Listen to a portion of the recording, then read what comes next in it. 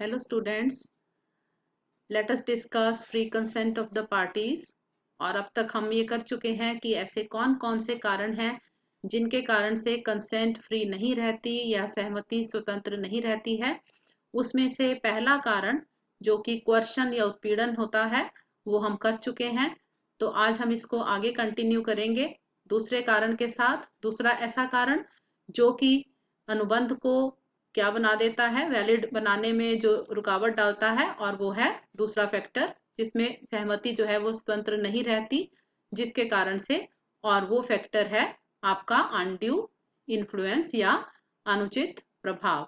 तो अगर किसी भी सहमति को प्राप्त करने में, इसका मतलब है कि अगर सहमति को प्राप्त करने में अगर अनड्यू इन्फ्लुएंस का या अनुचित प्रभाव का इस्तेमाल किया गया हो तो हम ये मानेंगे कि सहमति स्वतंत्र नहीं थी और इस कारण से अनुबंध की वैधता पर इसका प्रभाव पड़ेगा और अनुबंध जो है वो वैलिड नहीं माना जाएगा। तो अब देखते हैं कि अनड्यू इन्फ्लुएंस या अनुचित प्रभाव क्या होता है। तो भारतीय अनुबंध अधिनियम की सेक्शन 16(1) धारा 16(1) बताती है कि अनड्यू इन्फ्लुएंस क्या होता है। A contract is said to be induced by undue influence where the relations subsisting between the parties are such that one of the parties is in a position to dominate the will of the other and uses that position to obtain an unfair advantage over the other. So let us repeat. A contract is said to be induced by undue influence where the relations subsisting between the parties are such that one of the parties is in a position to dominate the will of the other and uses that position to obtain an unfair advantage over the other। तो क्या माना इसको, क्या इसका meaning हो गया, एक अनुबंध अनुचित प्रभाव से प्रेरित हुआ कहा जाता है जहां पक्षकारों के मध्य इस तरह का संबंध है कि उनमें से एक पक्षकार दूसरे पक्षकार की इच्छा को प्रभावित करने की स्थिति में है और अनुचित लाभ पाने के लिए वह दूसरे पक्षकार पर अपनी उस स्थिति को प्रयोग में लाता है। तो यहाँ से कौन सी इंपॉर्टेंट बातें पता चलती हैं हमें कि अनड्यू इन्फ्लुएंस कब माना जाएगा। पहली इंपॉर्टेंट बात, रिलेशन बिटवीन द पार्टीज, दोनों पक्षकारों के बीच में संबंध ऐसा होना चाहिए कि एक पक्षकार दूसरे पक्षकार की इच्छा को प्रभावित कर सके, ऐसा संबंध उनके बीच में होना चाहिए। दूसरी इंपॉर्टेंट बात, position to dominate the will, अगर एक व्यक्ति जो है, अगर रिलेशनशिप तो पार्टीज के बीच में है लेकिन एक व्यक्ति की स्थिति इस तरह की नहीं है कि वो दूसरे की इच्छा को प्रभावित कर सके, तो फिर अनड्यू इन्फ्लुएंस यूज नहीं हो सकता है।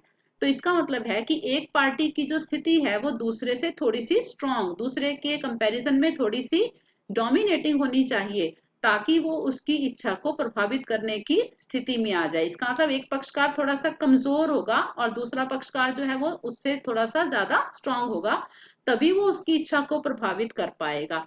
और यहाँ हम देखते हैं कि कब कब हम ये मानते हैं कि एक पर्सन जो है वो दूसरे की स्थिति को डोमिनेट करता है या दूसरे की इच्छा को कब कब प्रभावित करता है। जैसे कि पहला देखिए कि ये एक person is deemed to be in a position to dominate the will of another where, number one if he holds real and apparent authority over the other, एक पक्षकार दूसरे पक्षकार को प्रभावित करने की इच्छा तब रखता है जब एक व्यक्ति दूसरे व्यक्ति पर वास्तविक या स्पष्ट सत्ता, रियल और एपरेंट अथॉरिटी का मतलब है वास्तविक या स्पष्ट सत्ता रखता हो, जिसके कारण से वह दूसरे व्यक्ति पर अपना डोमिनेशन, अपना प्रभुत्व दिखा पाए।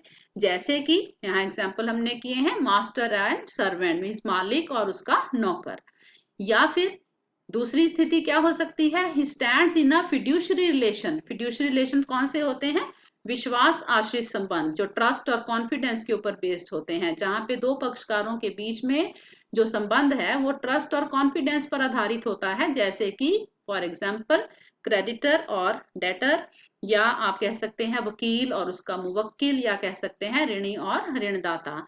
ऐसे ही तीसरा, he makes a contract with person whose mental capacity is temporarily और permanently affected by reason of age, illness और बॉडीली डिस्ट्रेस।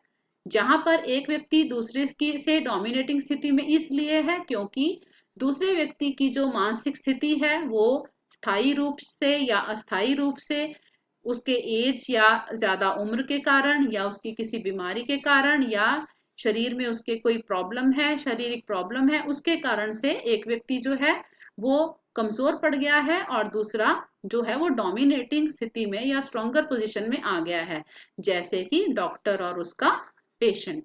तो अनड्यू इन्फ्लुएंस में क्या होता है, इसका मतलब अब तक हमने कर लिया कि एक अनुबंध जो है वो अनड्यू इन्फ्लुएंस या अनुचित प्रभाव से प्रेरित हुआ इस समय उस समय माना जाता है जबकि दो पक्षकारों के बीच में संबंध इस प्रकार का हो कि दोनों में से एक पक्षकार की स्थिति जो है वो दूसरे को डोमिनेट करने की हो और अपनी इस स्थिति का प्रयोग वो दूसरे के ऊपर अनफेयर एडवांटेज प्राप्त करने के लिए या अनुचित लाभ को प्राप्त करने के लिए करे।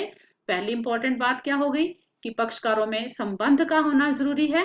दूसरा, एक पक्षकार दूसरे पक्षकार को प्रभावित करने की जो है उसकी स्थिति उसकी इच्छा को प्रभावित करने की स्थिति रखता हो, ऐसा होना जरूरी है। और आगे देखते हैं क्या होना चाहिए इसके लिए। तीसरी बात कौन सी होनी चाहिए? तीसरी बात उसके लिए होनी चाहिए कि जो ऑब्जेक्ट है, जो व्यक्ति अब स्थिति का प्रयोग जो कर रहा है दूसरे के ऊपर अपनी डोमिनेशन का जो प्रयोग कर रहा है उसका उद्देश्य क्या होना चाहिए? The object must be to take advantage. वो अपनी इस स्थिति का जो है प्रयोग भी करे, अपने फायदे के लिए करना चाहता हो, ऐसा होना भी जरूरी है। क्योंकि ये भी हो सकता है कि एक की स्थिति दूसरे से डोमिनेशन में है लेकिन अपनी इस स्थिति का अगर वो प्रयोग करता ही नहीं अनुचित लाभ पाने के लिए तो हम ये नहीं कहेंगे कि अनड्यू इन्फ्लुएंस का प्रयोग किया गया है। तो उसका उद्देश्य जो है वो अनुचित लाभ प्राप्त करने का भी होना चाहिए। तो तीनों बातें अगर होती हैं तो हम कहेंगे कि सहमति को प्राप्त करने में किसका इस्तेमाल हुआ है? अनुचित प्रभाव का। आगे देखते हैं जो पार्टीज हैं, ये कुछ एग्जाम्पल्स हम कर रहे हैं कि जो पार्टीज हैं, जो पक्षकार हैं अनुबंध के, वो अनुचित प्रभाव द्वारा ऐसी कौन कौन से पक्षकार हैं जो अनुचित प्रभाव से एक दूसरे को प्रेरित कर पाते हैं। जैसे कि पहले हम कर चुके, डॉक्टर और पेशेंट हो सकता है, लॉयर और क्लाइंट मतलब वकील और उसका मुवक्किल, गार्जियन और उसका वार्ड, ऐसे ही ट्रस्टी और जो लाभ पाने वाला बेनिफिशियरी है, ऐसे ही टीचर एंड स्टूडेंट हैं। इसके अलावा हमने किए हैं डेटर और क्रेडिटर हो सकते हैं, मतलब जमींदार और किसान हो सकता है। तो किस तरह जो है ये काम करता है, जैसे कि सपोज ए और बी दो लोग हैं, उसमें से ए जो है वो एक लैंडलॉर्ड है सपोज, और जो बी है वो एक किसान है जो अक्सर उससे ऑब्वियसली वो उससे ऋण लेता रहता है या उसके काम में आता है। तो किसकी स्थिति ज्यादा डोमिनेशन में है? यहाँ पे जो लैंडलॉर्ड है उसकी स्थिति ज्यादा मजबूत है।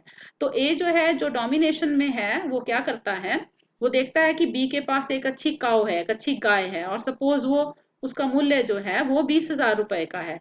लेकिन वो ये कहता है कि मुझे मैं अनुबंध ये करना चाहता हूँ कि आप मुझे ये गाय जो है वो 5,000 रुपए में दे दो। अब क्योंकि बी जो है वो गरीब किसान है और ए की स्थिति ज्यादा मजबूत है, डोमिनेशन में है, तो बी जो है, बी को मजबूरन उसकी ये बात माननी पड़ जाती है।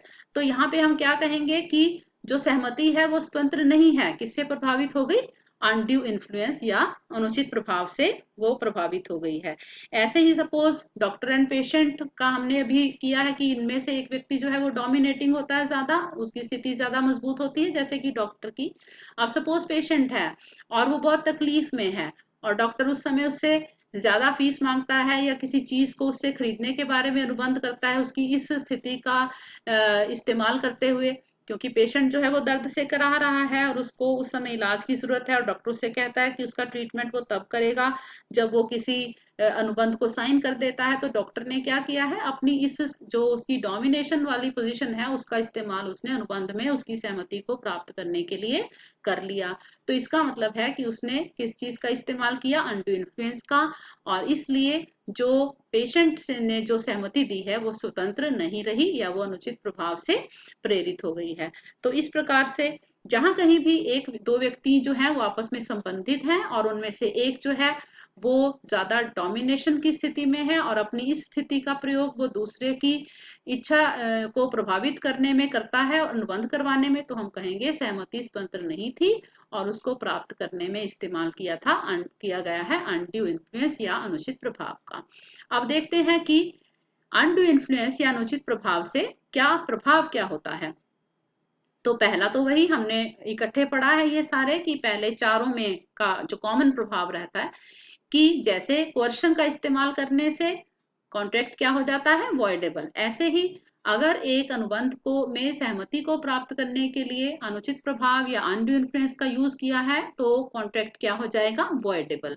और वॉइडेबल हमेशा किसकी ऑप्शन पे होता है, जिसकी सहमति अनड्यू इन्फ्लुएंस का इस्तेमाल करके प्राप्त की गई है। मतलब वो पार्टी क्या कहलाएगी, एग्रीव्ड पार्टी, पीड़ित पक्षकार, क्योंकि उसकी इच्छा, उसकी जो सहमति वो स्वतंत्र नहीं थी, उसके ऊपर अनुचित प्रभाव का इस्तेमाल करके सहमति ली गई है। तो उसकी जो कंसेंट है वो अनड्यू इन्फ्लुएंस का यूज करके ली गई, तो वो कौन सी पार्टी बन गई, पीड़ित पक्षकार।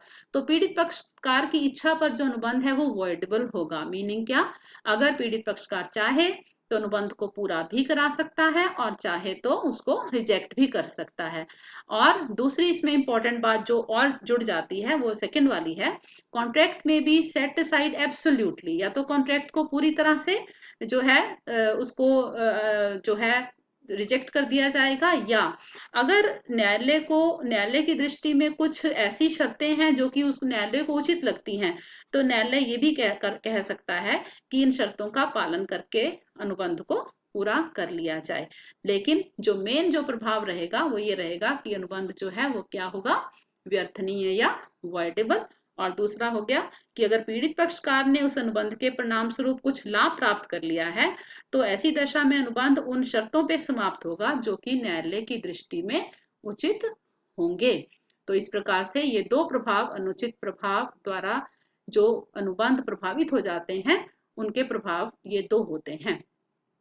आगे देखते हैं हम आगे, क्योंकि अब तक हम दो कर चुके हैं, दो ऐसे कारण जो कि सहमति की को स्वतंत्र नहीं रहने देते हैं, कोर्शन और अनड्यू इन्फ्लुएंस। तो यहाँ एंड में हम इन दोनों के बीच में डिफरेंस देख लेते हैं कि कोर्शन या उत्पीड़न और अनड्यू इन्फ्लुएंस या अनुचित प्रभाव, इन दोनों में कौन कौन से ऐसे पॉइंट्स ऑफ डिफरेंस हैं जिनमें क्या अंतर है इनमें। तो पहला जो डिफरेंस का पॉइंट है वो हो गया मीनिंग का, मीनिंग के आधार के ऊपर या अर्थ के आधार के ऊपर। तो पहला डिफरेंस क्या हो गया कि जो कोर्शन है या जो उत्पीड़न है उसमें क्या सहमति जो है वो फिजिकल फोर्स या शारीरिक बल का प्रयोग करके या बल की धमकी का प्रयोग करके या किसी व्यक्ति की प्रॉपर्टी को रोककर या रोकने की धमकी देकर ऐसे प्राप्त की जाती है। जबकि अनड्यू इन्फ्लुएंस में जो सहमति है वो कैसे प्राप्त की जाती है, वहां पे जो मॉरल प्रेशर है, जो नैतिक दबाव है वो ज्यादा इस्तेमाल होता है। तो पहले वाले में मीन्स कोर्शन में शारीरिक दबाव या धमकी देना ज्यादा इस्तेमाल किया जाता है, जबकि अनुचित प्रभाव में नैतिक दबाव डालकर सहमति ली जाती है। दूसरा डिफरेंस हम करेंगे टाइप के आधार पर या जो प्रकार है उसके आधार पर। तो कोर्शन में ऑब्वियसली शारीरिक बल का प्रयोग या धमकी होती है, जबकि अनड्यू इन्फ्लुएंस में जो मेंटल प्रेशर्स हैं वो ज्यादा यूज होते हैं। तीसरा जो डिफरेंस है वो रिलेशन ऑफ पार्टीज या पक्षकारों में संबंध क्या है। तो क्वेश्चन में हमें पता है कि पार्टीज में कोई भी संबंध होना जरूरी नहीं है, जबकि अनड्यू इन्फ्लुएंस में जो दोनों पार्टीज होंगी अनुबंध की उनमें एक निश्चित संबंध होना जरूरी है, जैसे कि वो फिड्यूशरी हो सकता है या किसी और प्रकार का, जैसे हमने किया वो फादर सन हो सकते हैं, वो ट्रस्टी और बेनिफिशियरी हो सकते हैं, वो पेशेंट डॉक्टर हो सकते हैं। तो दोनों में कोई ना कोई संबंध होना जरूरी होता है। जो चौथा अंतर है, डिफरेंस है, वो प्रयोग के आधार पर है। तो क्वेश्चन का जो प्रयोग है वो वचन ग्रहीता द्वारा मीन्स प्रोमिसी के द्वारा प्रोमिसर के ऊपर खुद पर या उसके किसी क्लोज रिलेटिव के ऊपर भी किया जा सकता है, लेकिन जो अनड्यू इन्फ्लुएंस है वो किसी अन्य पर या किसी रिलेटिव या किसी और व्यक्ति पर नहीं होगा, जो दो कॉन्ट्रैक्ट की जो दो पार्टीज हैं उन्हीं में आपस में होगा। तो क्योंकि हमने ऊपर भी कहा कि पार्टीज में संबंध होना इसमें जरूरी होता है। और लास्ट जो है वो प्रभाव, क्वेश्चन का प्रभाव क्या होता है कि एग्रीव्ड पार्टी चाहे तो वॉइडेबल कर सकती है कॉन्ट्रैक्ट को, और जो अनड्यू इन्फ्लुएंस है उसका प्रभाव क्या है कि पूर्ण रूप से भी अनुबंध को निरस्त किया जा सकता है और ऐसी शर्तों पर भी जिसे कि कोर्ट उचित समझता हो।